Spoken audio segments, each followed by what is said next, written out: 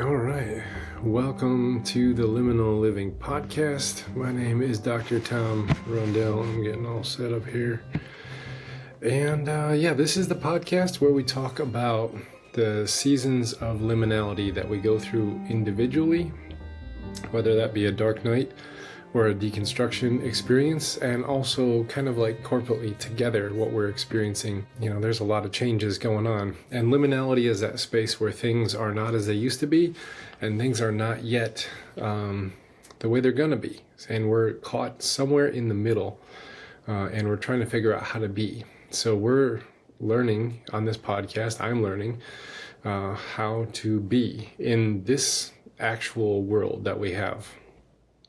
So that is what this podcast is about. We have lots of different conversations about different angles that's going to we're going to approach that, whether it's going to be from race or spirituality or religion or things like that. So we do a lot of different conversations on here. We talk to former Christians and current Christians and pastors and authors and academics and doctors and just lots of different people, because liminality is so huge, it's so big, and it's a broad topic, but it affects us all because we're all caught in this in-between place right now, because the world is changing rapidly. The church doesn't seem to be keeping up with it. So what are we going to do? We got to learn a new way of being in this world. So that's kind of what we're dedicated to. And I want to start, this is a solo episode, so we don't have another split screen person that's going to be joining me. But I wanted to share some things. Every once in a while I'll do a solo episode and I'll synthesize like some things that I'm learning. But I want to start out by saying that I am a Christian. One, still identify as a Christian. Two, I am a pastor. And everything I say in this episode doesn't contradict that identity that I hold and that vocation that I fill. I'm not an atheist. I'm not an agnostic. I'm a follower of Christ. His words, his ways, his works, they're the things that capture my imagination still to this day. But I do think that there is plenty of criticism of the church that is very healthy for us, that we need to rethink things. A lot of things. We're getting a lot of things wrong. We've lost the plot somewhere along the way in recent years. And there has been a large exodus away from organized institutional Christianity. You know, I really can't blame them when you look at the broad story of how things are going. And I was reminded why this past month, and I want to tell you a story about something that happened to me. So before I go there, what this episode is not is, one, it's not a gripe session about a bad experience I had. Two, it's not me trying to dunk on my opponents so all of my friends and fans can cheer me on, and it's not and the third thing is not a vengeance or a spite plot about what this bad thing that happened. So that's what it's not. I'll tell you what it is in a minute, but I got to tell you the story first. So the story. I was asked to do a funeral for a family that lost their son, a young man, 20, to cancer. It was it's a rough one for me. But this family was not religious, and I always respect the family's religious views, even if it's non-religious. I've done funerals for atheists. I've done funerals for agnostics. I've done funerals for fundamentalist conservative Baptists. I've done funerals for Catholics and Methodists. And I always ask the question, is there a religious or denominational preference that I should keep in mind when doing the service? And this family said, no, nothing. So I said, do you want me to include any form of spirituality in the service, prayer or scriptures or anything along those lines? And the family said, no, you really don't need to do that. That wasn't a part of his life. It's not a part of our life. I respect that. So in this service, since it was a tragedy, he was young and it was cancer, there was a very large funeral. And I did not pray. I did not mention God. I did not mention faith. I did not mention religion. I didn't give a sermon. I didn't quote the Bible. What I did was I celebrated the life and the memories of their beloved son. And I tried to do that by capturing the stories and tell me who he was and what he loved, and let's celebrate those things and remember them and laugh and cry. And so I always do that for every funeral, regardless. And then the second part of the funeral was talking about grief and what grief was going to do and what it was going to feel like, and how to process it. And I really, in those moments of a funeral, I always talk about grief because I always want people to start off the long, arduous path of grief on a good foot and in a good place. So I always do that. And then at the end, I encourage them to seek out one another when times got hard. And especially when they remembered something, always said, make the phone call and say, hey, I was just remembering this time, when so-and-so was doing this thing. So I just encourage them. I do those three things at every funeral I do, whether it's religious or not. And then I add the pieces of, prayers and the scriptures and all that will then reflect the family if need be. Most of the time I do include those things, but this time I didn't. But what it does is it gives people a very holy space to name their grief, name the injustice of death, to cry, to laugh, to remember. I cried at this funeral. I usually don't cry at funerals because I have a job to do, and I try to put up kind of an emotional safety gate. It's not a wall because I'm not like closing myself off, but I put up like a good emotional fence that I can do the job that needs to be done without being sucked into the grief of the moment. It's a very normal thing that should be done when you do a lot of things like this. But this time, the fence fell over. I was crying. It was a really hard one. I usually can keep them up to compassionately meet the needs of the family without being swept away. But this one, I cried. As my friend Father Kenny once said, there are holy things that belong to every human being. They're just given to us all by God. And these are the things that are common to our humanity that we can claim.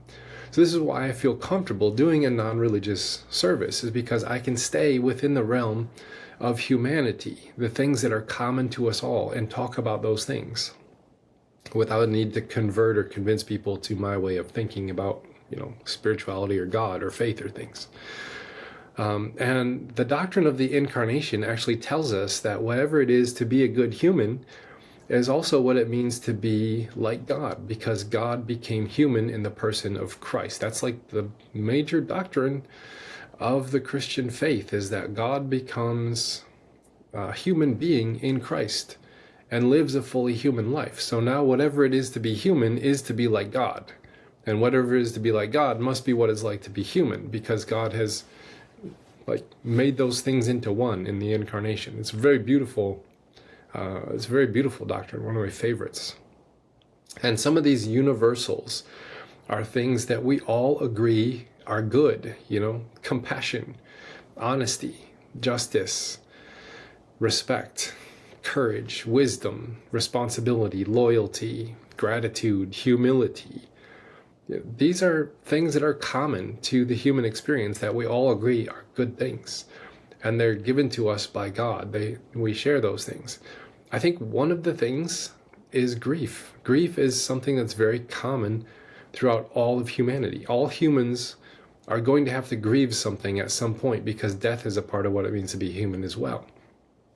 And so this ability to give people a very human place to grieve is very important to me, because I don't know if I've ever felt comfortable in my past. I lost a son, I lost a father. Those things taught me how to do the grieving process. Not like I was good at it at the time. And then doing all these funerals, I learned more about how to grieve and how to do it well. And then I like to share that knowledge with people who've gone through. And I've done funerals for infants and teenagers and young adults and young parents. I've done services for, middle-aged individuals. I've done services for seniors. I've learned so much about what it means to be human and what it means to grieve. And I think one of the things that we get wrong in the faith is something called Christian supremacy. And it's this thing that says that all of those things that it means to be human, compassion, honesty, justice, and all those things that I mentioned, it's not an exhaustive list, but all those things, they're only to be found within Christian circles, or they're perfect or better in a Christian circle. But there is something very holy about these human universals that fundamentalists miss out on because it doesn't fit into their box that's labeled on the outside, Christian approved, evangelical, or safe, or whatever label that they need to use. So I do this funeral because this is my theology. I believe that there are commonalities to being a human that I can touch on without using religious vocabulary. So I do this funeral, and there was one individual from the funeral, at least one that I know, that totally missed the holy moment that this was. I should mention that the family was very pleased with the funeral. They're grieving, they're sad, but they thought it was very helpful, and they loved the job that I did. So the week after I do this funeral, I received a phone call here at the church, and our admin, Shannon, she says, you need to call this pastor called. He said he was at one of your funerals. He'd like to talk to you about it. And so I dialed the number and gave a call and got through to this person's church. And they answered the phone very friendly. And I thought, oh, it's going to be a good phone call and not a bad phone call. So they answered the phone very friendly, but it turned very critical very fast. And very much judging my intentions, no curiosity about what my theology or my practice or philosophy might be. Just very critical of how I did this funeral. I'll get into details soon. But if you're kind of getting triggered and pissed off in your head just right now, just hold on. Don't get pissed and, critical and judgmental and get all angry. Because the phone call ended up being a gift to me. I didn't like it. It didn't end well. But that phone call sparked all of these thoughts that I'm going to give you today.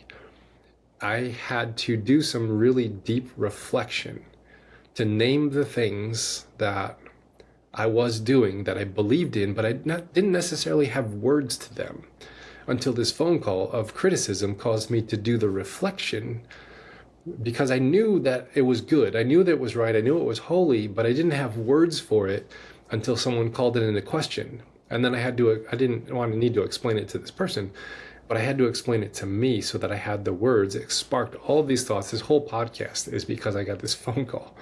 I wouldn't have done it just because I had a hard funeral I did. But it sparked that reflection and made me put words to this thing that I thought would be helpful for you.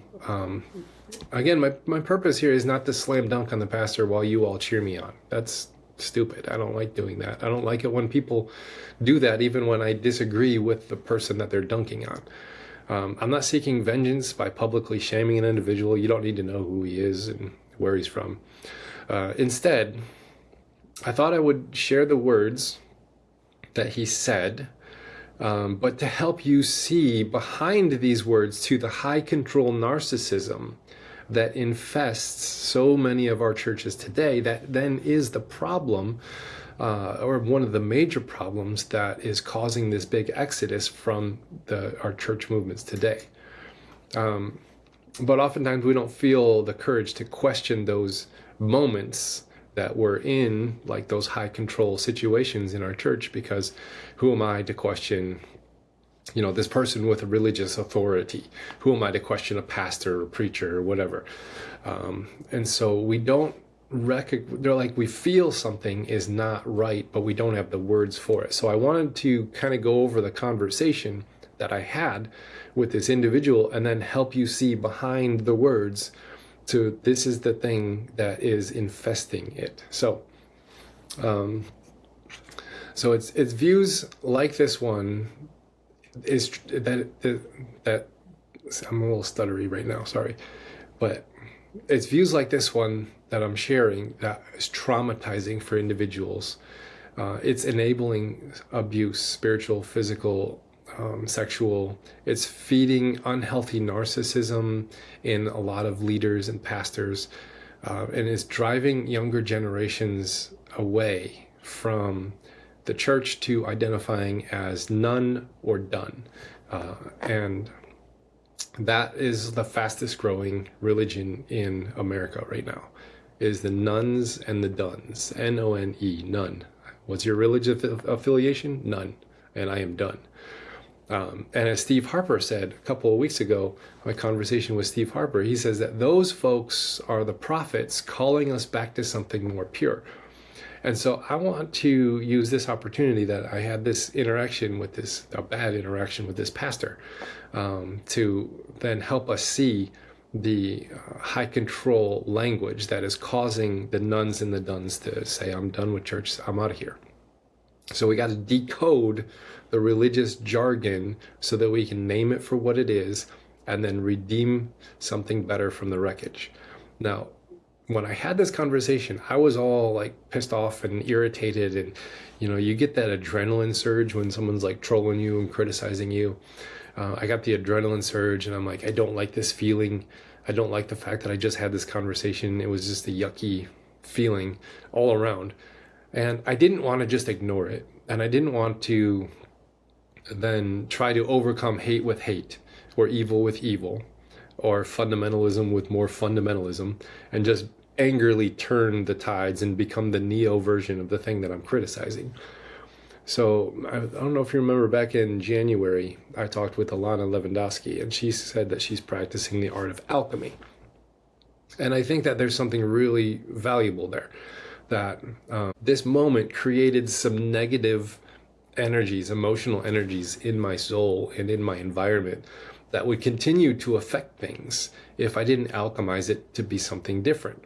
And so instead of using evil to overcome evil, or becoming a neo version of the thing I'm criticizing, I wanted to turn it into something helpful for me and for you.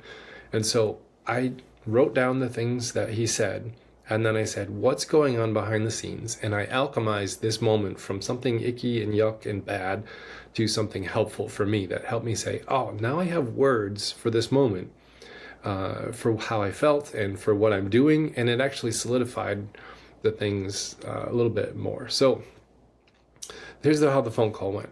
I called him up. He's like, oh, hey, yeah, I was at that funeral that you did. I had some questions. And I was like, okay. And then and he was super polite. It's really important. He was very polite.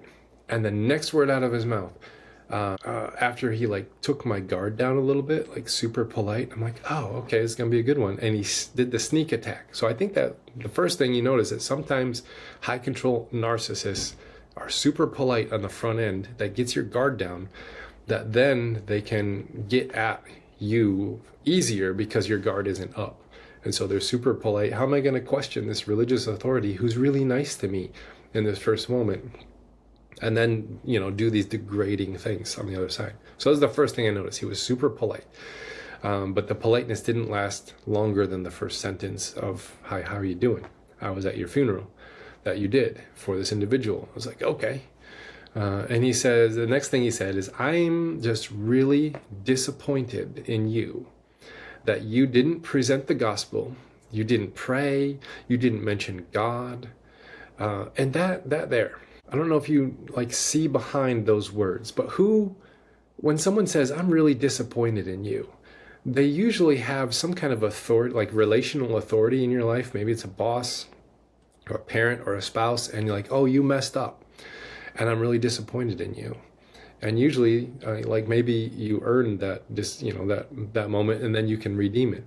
But they have a relational authority with you that causes that, they're able to actually have this. So this guy was claiming some kind of patriarchal authority over me, like a dad, that I'm responsible to please, and I didn't do it. And he was angry that I didn't fulfill pleasing his ears at this funeral by doing the things he expected me to do and saying the things he expected me to say. So it was a false authority he had over me. Like he's some kind of like a dad figure to me, that I am responsible to not disappoint him. So that was weird. The first thing I noticed, I'm really disappointed in you. And I'm like, it doesn't matter. So I don't know, maybe in his church that he pulls out this card of authority and is able to then say, these people in my vicinity, you have a responsibility to not disappoint me as your religious authority pastor. And maybe in his circles, he's used to having people, cater to that mentality, that he is one to not be disappointed. You have to do it exactly this way, exactly how he expects, say exactly the things that he needs to. Possibly that's in his community. He's used to being not disappointed by the people in his circle. And then when someone is disappointed in him, he's able to pull out the dad authority over them. I'm disappointed in you. But for me, I'm like, it doesn't matter to me that you're disappointed with me. Like, who are you in my life? You're not in my life. I just did this favor to this family. None of that occurred to me in the moment, by the way.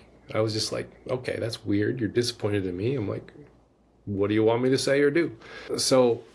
But he said he was disappointed that I didn't do the things. I didn't preach the gospel or pray and mention God and all those things. So I just said, well, the family, I tried to honor the family's wishes, that they didn't want a religious service. And I try to meet the needs of the family so that they know how to grieve. And I said, I'm going to say the same things at the funeral, whether it's religious or not. Sometimes I use religious language, sometimes I don't. But the universal thing when I walk into a funeral is I'm there to learn. Each funeral is a unique expression of God's image in this world. There's so many different stories of how these people lived their life. Even when I'm not really gonna identify fully with the people there, they're different than me, there's something to learn. And each person who's passed on is my teacher. And each member of the family or friends that are there, they're my teacher. And I just offer the family space to grieve. I name the emotions that they're going to feel, the traumas that they've gone through. I celebrate the life of their loved one. I don't go in expecting to be the sole arbiter of truth, dispensing all the things that they ought to know and do and believe about God. That's not what I do. In fact, I think that is violence. That is a spiritual and mental violence that we commit on people that comes from a place of Christian supremacy. My way of looking at the world and God and faith and spirituality is better than everyone else's, and they need to come over to my side and figure this out. So that was the first thing. I'm really disappointed in you that you didn't do and say these things that you obviously should have done and said. But the next thing he said was really alarming to me. The next thing he said, after I communicated, this is my philosophy, this is how I do things. If they want religion, I will do it. If they don't want religion, then I don't include it, but I'm saying the same thing in either side. There was this moment of silence, and he said, wow, how heavy is that millstone? Now, if you don't know what a millstone is, it's a reference to a passage in the New Testament where there's children near Jesus, and some people around him are criticizing the children. And Jesus says, well, if you cause one of these little ones to stumble, it'd be better if a millstone was wrapped around your neck and you were tossed into the sea. So this is one of those confusing passages that Jesus talked about. We're not going to get into the hermeneutic of that passage today, but that's what he's referring to when he says, how heavy is that millstone? What that was, it was a passive-aggressive attempt to shame me into conformity of a message I was supposed to preach with a reference to a passage in the Bible that it would have been better to have had one of these millstones tied around my neck than to cause a little one to stumble. So basically what he's saying in a passive-aggressive way is, I'm leading people astray and I'm guilty and better off dead. Yeah, so that's what that passage is talking about in his mind. It'd be better if you had a millstone wrapped around your neck and you were tossed in the sea. So that's the one that kind of pissed me off the most, because it's the most dangerous of all the things that was said, was that it wrote me off. It condemned me without any attempt of trying to understand what I'm doing, why I'm doing it, the theology and philosophy behind what it's doing. So he said, how heavy is that millstone? And I said, actually, it's not. This is what I do. I try to help people grieve and face, the hard parts of their human journey through walking, losing a loved one. And the next thing he said was really interesting. He said, well, you just preached humanistic spirituality that has no bearing on eternity. Now, this one I actually agreed with him. I just don't think it's a bad thing because of my theology on the incarnation. I also think that it's a confession that his theology is just really out of touch with humanity and where we actually are as a people. Because one of the primary dogmas of the Christian faith is what we talked about earlier, is that God became human. It's a humanization of God. And what we've done with theology is we've spiritualized it out of the human realm. And what fundamentalists try to do is they spiritualize the very human theologies because it's really hard to control humans. It really is. But it's really easy to control ideas. And so they spiritualize theology into ideas only, and they take it out of the human realm that we all exist and live within, because they can't control fundamentalists cannot control the universals. They cannot control love. And they love control. That's what fundamentalists are all about, high control. I have to give you the right ideas, the right behaviors, and then you have to stay in that lane until you die, or you're going to not end up in the good place. So the interesting thing is this religion that's all about God becoming human has made God into all these ideas that you're supposed to have right, like it's some kind of a theological litmus test at the end of time that you're supposed to get right. So fundamentalists reject human universals for abstract ideas of God that they can divvy up to those that they deem worthy. They're like, oh, you get grace, you get mercy. And what it does is it props up their ego with a false authority. And then it heaps loads, heavy loads, theological, spiritual, emotional loads upon people that they themselves are not willing to carry. I think I just quoted Jesus. Yes, I did. And that passage where Jesus says, you Pharisees are giving burdens to these people to carry, what that, in the Greek, what is actually going on in that passage is the word for like bearing burdens is what like a donkey or an ox would be a burden bearer. So what Jesus is saying is you're using your authority, your religious authority as a Pharisee, to then make the people that you're serving into your pack animal to carry all of your junk for you. And you're not willing to lift a finger to help. That's what fundamentalists do, because they remove the human element of the faith. They turn it into abstract ideas and philosophies, and then heap that as a responsibility onto the people to carry. And these fundamentalists tend to spiritualize the tangible things of faith so that they can maintain control over those things in other people's lives.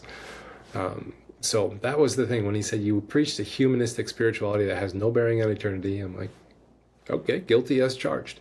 I taught them a very human thing about how to grieve. That's okay.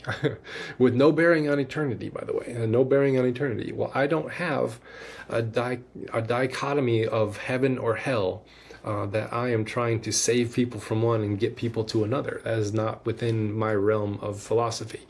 I am trying to meet the needs of the people that are before me. I have a parish mentality, and I'm trying to meet the needs of the people that come before me in whatever ways that they need met.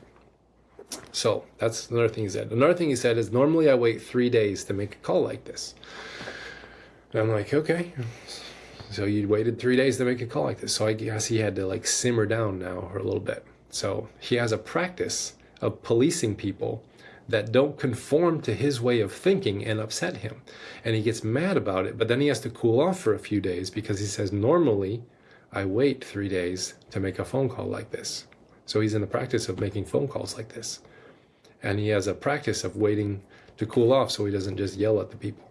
So it got me wondering, how many people in his circle have violently conformed themselves to earn his affirmations so that they won't be, quote, disappointed in him, right? Like, it just makes me sad that the relationships in his life might be based on maintaining this facade of uniformity of thought. And it also makes me sad that that kind of mentality fuels the anger of other people who use their faith as an excuse to bully and hate and control other people. And they like it. Those people who like to do that but don't have the courage or authority to do that then attach to pastors who do that for them. So there's probably two kinds of people that rotate around those high control religious personalities. The people that are like, yeah, I like when you punch the people in the jaw because you have the authority to do it and I don't, but I really wish I did. And then the people who are just too afraid to question, and they're like, well, he's a pastor, he's a religious authority, who am I to do this? So that was, normally I wait 3 days to make a call like this. Was a little bit like, he has a very weird practice. Another thing he said was, I had to drive 5 hours to get to this funeral. And it was like a little side comment that he made, but it really stuck out to me. Like, it made the funeral about him and the time he had to spend in the car to get to this place, to grace these people with his presence. And I'm guessing the church service he normally oversees is also all about him, his beliefs, his values, his pet peeves, his social wars, whatever it is that's on his mind, he's going to dump it on the people. But then this service did not conform to his standards like he's so used to having happen, and then he was upset. So his theological concepts of God were not equipped to take on the very real loss of grief of this family that was obviously within his sphere of influence somehow. He was invited to the funeral. He was there. And a friend of mine said, I wonder where he was when this family was in need. They obviously didn't pick him to walk them through this time of loss in their lives. So that was a friend's reflection of this, because sometimes I need to get my bearings and I just call up a friend. I'm like, oh my gosh, this has happened. Like, help me think through this. And that's what this friend of mine said. And I'm wondering how much of their ambivalence towards religion is the fault of oppressive fundamentalism possibly in their lives, maybe. So I like to say that this was violence with a smile. It was violence with a smile. Friendly exterior with a core of dead iron, immovable, unshapable, unfeeling, and cold. It disturbed me, but it also was a gift to me to concretely see what it is that I am not and why, to see who I'm called to speak to and who I'm not talking to. It was a gift to not let this man take authority over my soul, to let him speak his piece, say mine, and part ways without returning the violence back to him. I'm sure he's just used to bullying people into agreeing with him, or maybe even fighting or debating with them. And I did neither. And I think he was a little bit confused about that, because he kind of just said, oh, okay, and hung up. So I hope he remembers the conversation for a long time, and maybe one day we'll soften and look back and say, there's things that I did as a fundamentalist that I look back on and be like, oh God, why did I do that? I was so dumb. So maybe one day he'll look back and regret that conversation and be a little more open and curious about things.